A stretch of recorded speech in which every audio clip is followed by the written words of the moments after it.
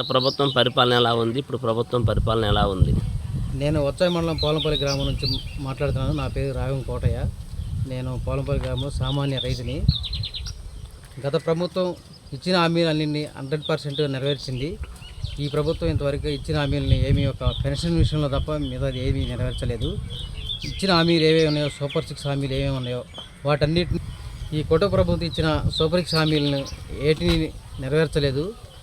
గ్రామాల్లో ప్రజలు చాలా ఇబ్బందుల్లో ఉన్నారు. ఇంటింటికి రేషన్ డెలివరీ చేస్తున్న వాహనాలను కూడా నిలిపివేసి గ్రామాల్లో ప్రజలు రేషన్ డీలర్ దగ్గర క్యూలో నిలబడి అనేక ఇబ్బందులు గురవుతున్నారు. ఇచ్చిన హామీలన్నింటినీ ఇచ్చిన సూపర్ 6 హామీలను నెరవేర్చి వాటిని అమలయ్యే దిశగా కూటమి ప్రభుత్వం ముందడుగు వేయాలని కోరుకుంటున్నాను. ఈ విధంగా హామీలు నెరవేర్చకుండా ఉంటే జనం అనేక ఇబ్బందులకు గురవుతున్నారు. వాటన్నింటినీ నెరవేర్చి ప్రజల మన్ననలు పొందాలని కోరుకుంటున్నాను. ఎమ్మెల్యే గారి పనితీరు కూటమి ప్రభుత్వ పాలనలో ఎలా ఉందంటారు? చాలా బాగుందండి. ప్రస్తుతానికైతే బోడే ప్రసాద్ గారి పాలనలో మనం పేరు పెట్టడానికి ఏమీ లేదు. కూటమి ప్రభుత్వం అనేది బీజేపీని మరియు జనసేనని కూడా కలుపుకొని చాలా బాగా కన్వే అవుతోంది. దానికి గాను మేమందరం కూడా వ్యతిరేకత అనేది ప్రస్తుతానికైతే ఏదీ లేదు. గత ప్రభుత్వ పాలనతో చూస్తే మన జిల్లా కానివ్వండి, మన మండలం, మన నియోజకవర్గం ప్రస్తుత ప్రభుత్వ కూటమి పాలనలో బాగుందంటారా, డెవలప్ అయిందంటారా? గత ప్రభుత్వంది పాలన అనడమే మొదటి తప్పుగా నేను అనుకుంటున్నాను. ఎందుకంటే గత ప్రభుత్వంలో జరిగింది పాలన కాదండి, రాక్షస ఇది ఎట్లా ఉంటుందో అట్లా గనక వైసీపీ పాలనలో జరిగింది. సో ఏంటంటే ఉచితాలు ఇవ్వడం అంటే ఉచితంగా మనం ఎవరికి ఇస్తాం మేడం?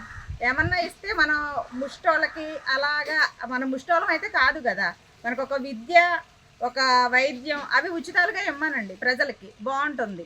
ఒక పని కల్పించమనండి, ఉద్యోగాలు రమ్మనండి, యువతకి బాగుంటుంది. అంతే తప్ప ఉచితాలు ఇస్తాం, తాగి పడుకోండి, మేము గంజాయిలు సప్లై చేస్తాం, మీరు కొనుక్కోండి, మా మద్యాలు ఉన్నాయి అవి తాగి మీరు చచ్చిపోండి, ఇది కరెక్ట్ కాదు కదా. సో ఏంటయ్యా అంటే మనకి ఏదైనా ప్రజలకి అభివృద్ధి చెందేది ఏదైనా చేస్తే అది పాలన బాగుంది అని అనుకోవడానికి బాగుంటుంది.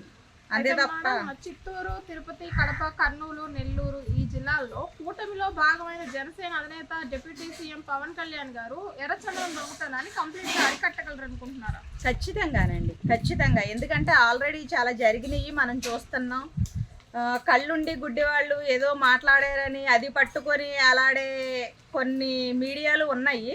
సో అదే నిజమని నమ్మే ప్రజలు ఉన్నారు. కానీ జరిగేదేంటో జరగబోయేదేంటో నమ్మిన వాళ్ళకే తెలుస్తుంది. మేము ఈ కూటమి ప్రభుత్వాన్ని నమ్ముతున్నాము. పాలన అయితే బాగుంది, ముందు ముందు ఇంకా బాగుంటుందని ఆశిస్తున్నాం, కోరుకుంటున్నాం.